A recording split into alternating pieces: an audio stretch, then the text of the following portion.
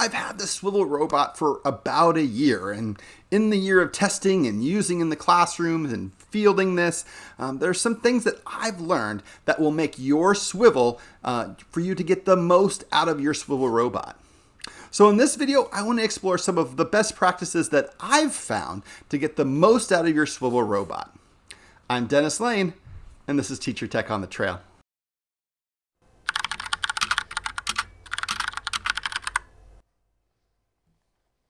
For this video, I really want to focus on lesson study and some of the things that we've learned to get the most out of the Swivl robot system for you in your classroom. In later videos or in other videos, you can explore Google Meet and Swivl, and we can see how we can really focus on there. But for this one, we're really going to focus purely on lesson study. So the first best practice that I have found to get the most out of your Swivl robot system for lesson study is to use those multiple markers. By using multiple markers, you're able to get that student voice into your classroom. I mean, if we're all about students and how their experience is in our classroom and how we can get the most out of our students, we need to hear them.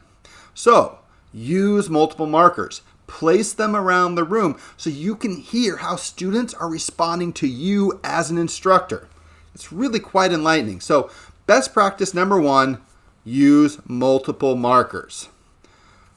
2, placing your robot at the right spot. I've seen a lot of classrooms where that robot is up and towards the side of the classroom, kind of almost right next to the teacher. While that might work really well for, let's say, a virtual classroom, when we're doing lesson study, we want to see the classroom environment. We need to see how students are interacting and how we as educators are interacting with them and how they're interacting with each other.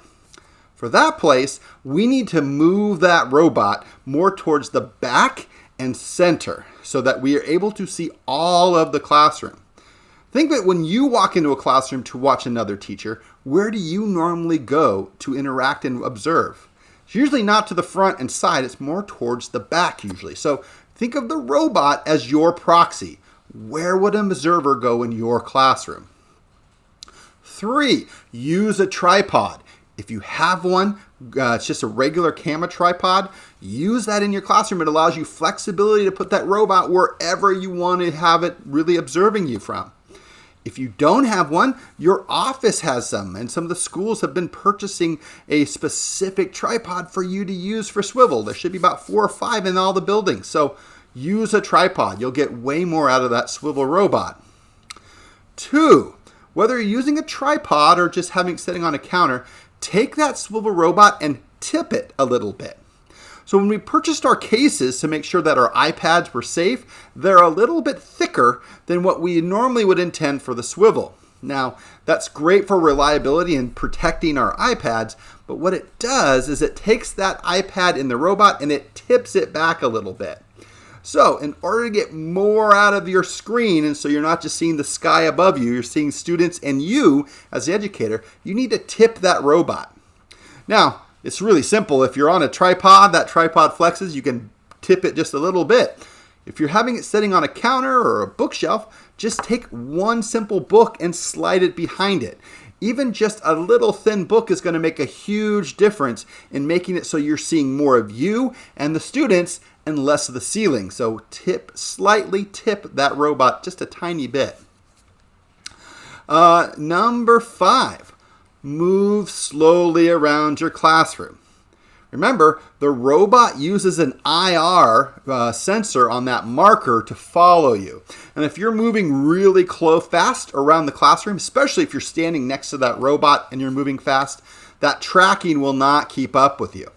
So think of it as a slower pace that you're moving so that that robot has a chance to track you as it moves around and you're staying in the frame. And lastly, from time to time, you may need to turn towards that robot, just so that tracker can pick up the marker. If you move out and in the classroom a lot, and you turn your back to the robot, sometimes that tracking will fail.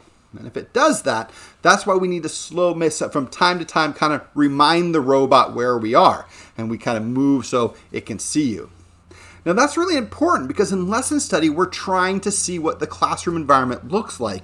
And if we're using the advantage of that tracking iPad, we need to remind it where we're at so that robot will kind of come back to us. Now there's lots of other things that I've found that will get the most out of your robot, your Swivl system, but these are some that I found that really pertain to lesson study.